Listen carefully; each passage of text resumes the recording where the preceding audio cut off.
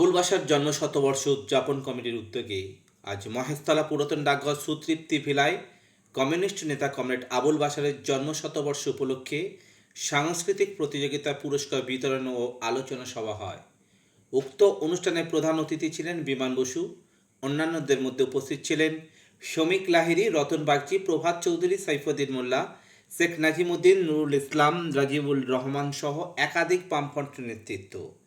উক্ত অনুষ্ঠানে প্রধান অতিথি বিমান বসু বলেন, আবুল বাশার ছিলেন একজন ব্যতিক্রমী নেতা। তিনি মানুষকে মানুষ হিসাবে দেখতেন, অন্যদিকে মানুষের লড়াই সংগ্রামকে পৃষ্ঠপোষকতা করতেন। বিশেষ করে শ্রমিক আন্দোলন তিনি গড়ে তুলতেন এবং আন্দোলন পরিচালনা করতেন। মহেশতলা থেকে শেখ সাবিরের রিপোর্ট, এসএস স্টার নিউজ। একদিন সূর্যের একদিন স্বপ্নের একদিন সত্যের এই ভুলে আছি ভুলে আছি আমরা করি বাধা করি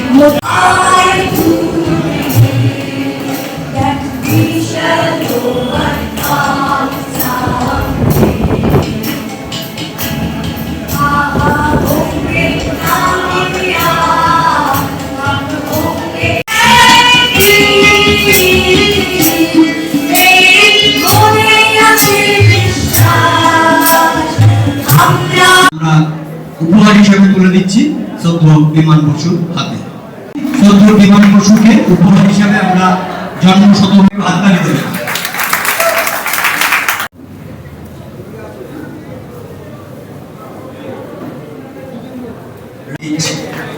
এখন সবাইকে ঠিক আছে। শিবম মন্ডল, শিবম মন্ডল, শিবম মন্ডল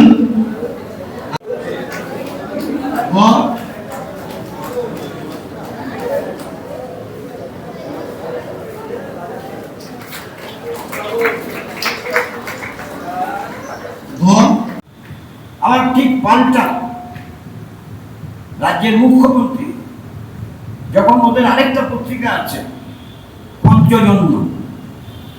পঞ্চজন্য পত্রিকা বিশেষ সংখ্যা উদ্ঘাটনে আমাদের রাজ্যের মুখ্যমন্ত্রী শ্রীমতী বন্দ্যোপাধ্যায়কে নিয়ে গেল, তখন তিনি বললেন আরএসএসের আয়োজিত সভায় আপনাদের মাঝে আমি না আসলে আপনাদের জানতেই পারতাম না, আপনাদের সম্বন্ধে আমি বুঝতে পারতাম না আপনারা কেমন মানুষ।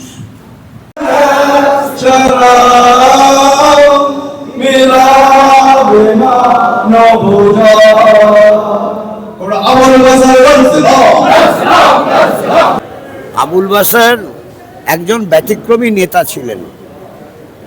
তিনি মানুষকে মানুষ হিসেবে দেখতেন, অন্যদিক থেকে মানুষের লড়াই সংগ্রামকে পৃষ্ঠপোষকতা করতেন।